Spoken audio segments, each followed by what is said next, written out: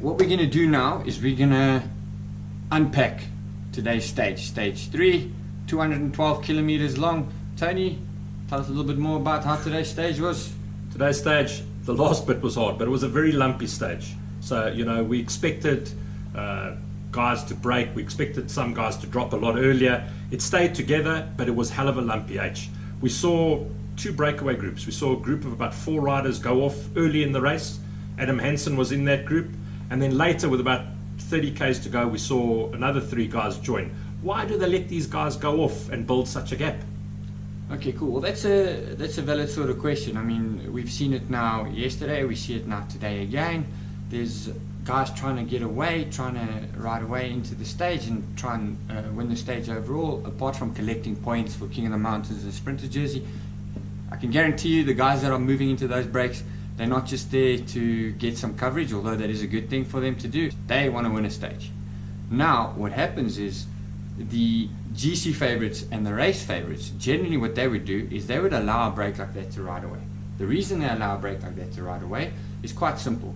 They want to take the pressure off of the team to ensure that they control the pace of the race. So Team Sky would let 3 or 4 or 5 riders go up the road, and preferably riders that aren't a danger to Geraint Thomas's yellow jersey or Chris Froome's GC favorites that are trying to take the favorite status away from him. Then what would happen is they would then set a tempo that would keep the breakaway within what we call within touching distance.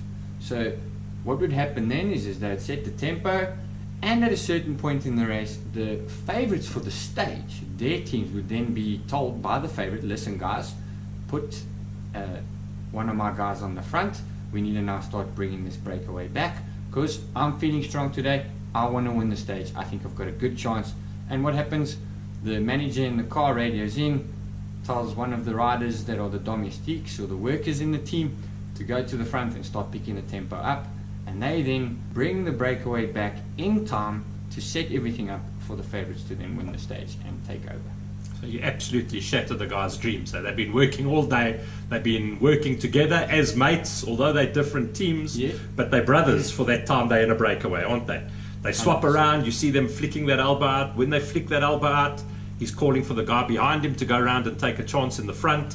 And so they just keep doing that echelon as long and as close to the finish as they can. So the big thing there is and often it's quite exciting to see a breakaway rider or a breakaway group manage to hold the peloton off. The commentators absolutely relish it. They get so excited. You can actually hear that sort of build-up of tension because at the end of the day, the guy spent 200 odd kilometers in a breakaway. He deserves to have a bit of glory. He deserves to have a stage win. And here come the teams smashing it on the front at 60 k's an hour, and they shatter your dreams. Anywhere from 10 k's out to 1 k out, like they did yesterday for Taylor Phinney.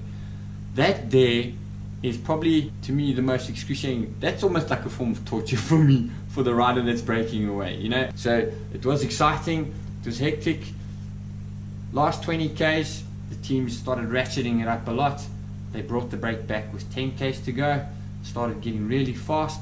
The peloton was still reasonably big, so we were still looking at about a 90% of the riders still there, in with a chance, but the speed was starting to get really high. We now get to 1.6 k's to go. That's where things go really crazy. What happened there? Well, 1.6 k's to go. We were now onto the finish, onto the bottom of the last climb. It was a small climb, 1.6 k's to go. Geez, the guys think, okay, that's easy, man. I've done over 200 already. 1.6, what's 1.6? Yeah. But it was nasty. At the bottom of that climb, it was about a 10-11% gradient. Oh. It did finish on about a 5.6% gradient. But we saw that the guys were very nervous. So there were lead-out trains of the various teams, as well as the GC teams trying to keep their guys at the front out of trouble as well. Yeah. So it was really, really chaotic. We come into a little bend with about a K to go.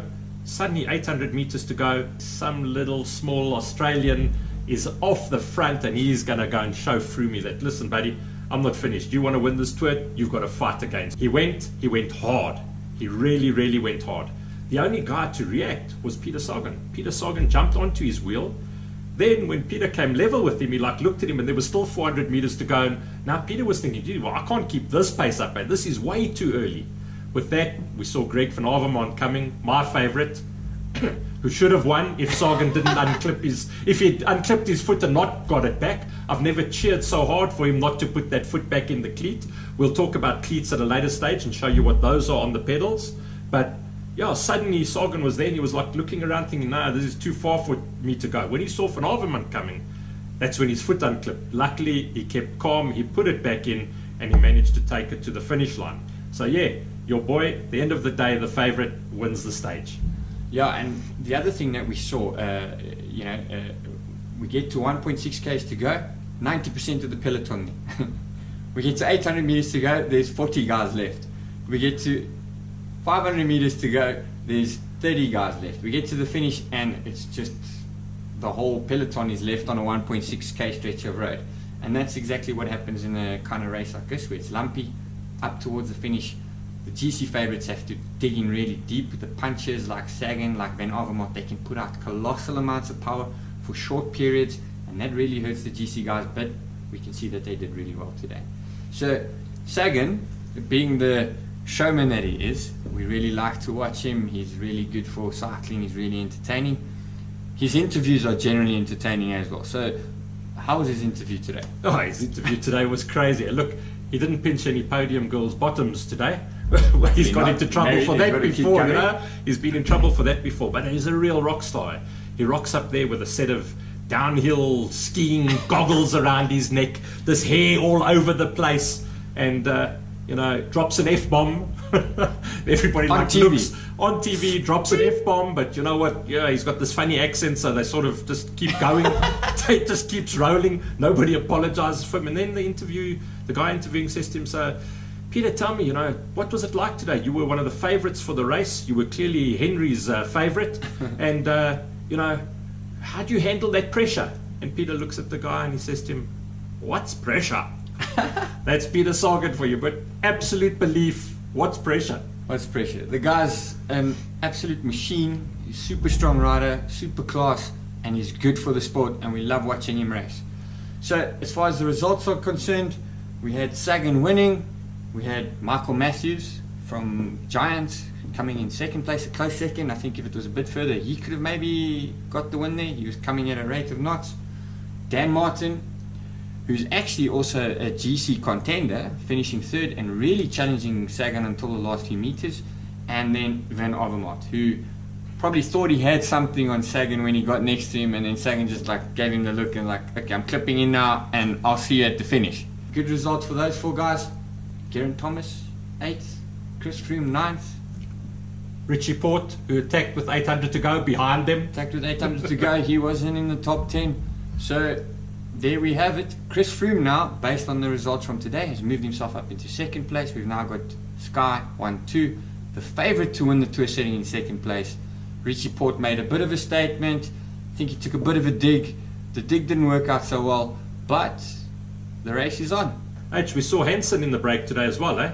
So yes. In an earlier episode we spoke about him, and so we spoke a bit earlier about Hansen being in the breakaway, and also in an earlier episode we mentioned that he's done a number of consecutive Grand Tours. I took a guess, I think it was 13 or 14 consecutive Grand Tours that he's completed. Tony, how much is it? This tour is his 18th consecutive Grand Tour. When we're talking about consecutive Grand Tours, we're talking about doing the Giro d'Italia, the Tour de France, and the Volta a España in one year consecutive. 18th consecutive tour. That guy, tell you what, forget about lions and yellow jerseys. That guy should be given an Iron Cross or something. He is hardcore. Yeah, no, that is solid hardcore. I mean, we're talking about 18th Grand Tour, as Tony has said, in a row. Iron Cross for Adam Hansen, 100%.